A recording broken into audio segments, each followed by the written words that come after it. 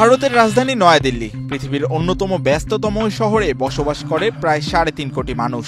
যে শহরটি প্রায় সব সময়ের মতো গত সোমবারও ছিল বিশ্বের সবচেয়ে দূষিত শহর। আন্তর্জাতিক বায়ুমান সূচকে যে শহরের বায়ুর মাত্রা গিয়ে থাকে 680 EQI স্কোরে, অথচ যেখানে এ সংখ্যা 300 পেরোলেই সেটি হয় দুর্যোগপূর্ণ।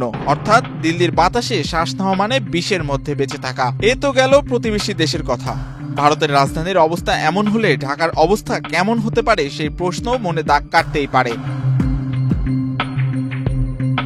চলতি সপ্তাহে বিশ্বের দ্বিতীয় সবচেয়ে দূষিত শহর ছিল পাকিস্তানের লাহোর, যেখানে বায়ুর মান ছিল 263, আর ষষ্ঠ স্থানে ছিল ঢাকা। ঢাকার বায়ুর মান ছিল 161, অর্থাৎ অস্বাস্থ্যকর পর্যায়ে। এক্সট্রিম মশার কয়েল প্ল্যান্ট ফাইবার দিয়ে তৈরি, তাই সহজে ভাঙে না, সুগন্ধিযুক্ত ও নিরবিচ্ছিন্নভাবে জ্বলে। ডেঙ্গু, চিকুনগুনিয়া বাহী সহ যে কোনো মশার বিরুদ্ধে দেয় এক্সট্রিম সুরক্ষা। সুইজারল্যান্ড ভিত্তিক প্রতিষ্ঠান IQAir জানায়, দীপাবলির রাতে আতশবাজির কারণে পুরো দিল্লি ঢেকেছিল ধোঁয়ার চাদরে। যে ধোঁয়ার মাত্রা গত কদিনেও আশানুরূপ কমেনি। আর বাংলাদেশে গত কয়েক সপ্তাহে পুরান ঢাকা, যাত্রাবাড়ি সহ মিরপুরের বেশ কয়েকটি এলাকায় বায়ুর মান ছিল একেবারে নিম্ন অবস্থানে। আবার এয়ার কোয়ালিটি লাইফ ইন্ডেক্সে বাংলাদেশকে বলা হচ্ছিল বিশ্বের সবচেয়ে দূষিত দেশ।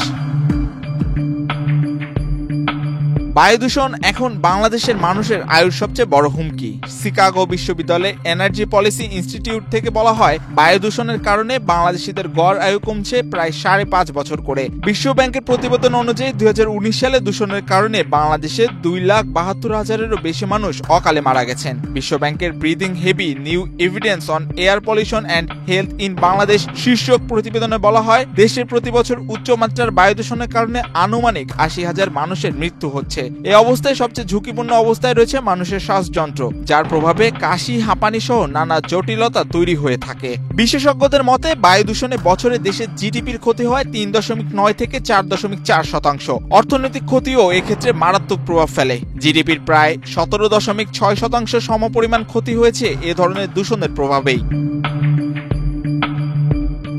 বায়ু দূষণের কারণে সবচেয়ে ভয়ঙ্কর প্রভাব পড়ছে শিশুদের উপরেই। বাংলাদেশে 2021 সালে দূষণের কারণে মারা গেছে 19,000-এর বেশি শিশু, অর্থাৎ প্রতি ঘন্টায় 2 জন করে শিশু মারা যায়। কারণ শিশুদের শরীর ছোট, শ্বাস প্রশ্বাসের হার বেশি এবং প্রতিরোধ ক্ষমতা দুর্বল থাকে। ফলে শিশুরা বেশি আক্রান্ত হয় নিউমোনিয়া, ব্রঙ্কাইটিস, অ্যাজমার মতো মারাত্মক রোগে। আর গবেষণায় দেখা গেছে, ঢাকায় একমাত্র ইটভাটার ধোঁয়ায় একদিনে নিউমোনিয়ার ঝুঁকি কয়েক গুণ বাড়িয়ে দেয়। পরিসংখ্যানের তথ্য অনুযায়ী 2019 সালে সরকার সরকারিভাবে কাজে ব্লক ইট ব্যবহারের নির্দেশ দেয়, যাতে পরিবেশ বান্ধব বিকল্প পাওয়া যায়। কিন্তু সেক্ষেত্রে কাজের সফলতা আসে মাত্র 30%।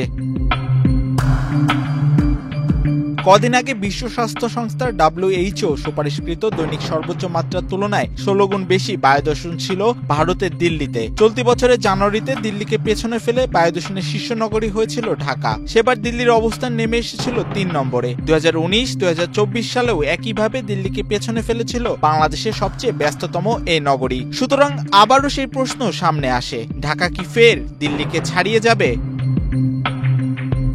মাহিউজ্জামান, বাংলাদেশ প্রতিদিন।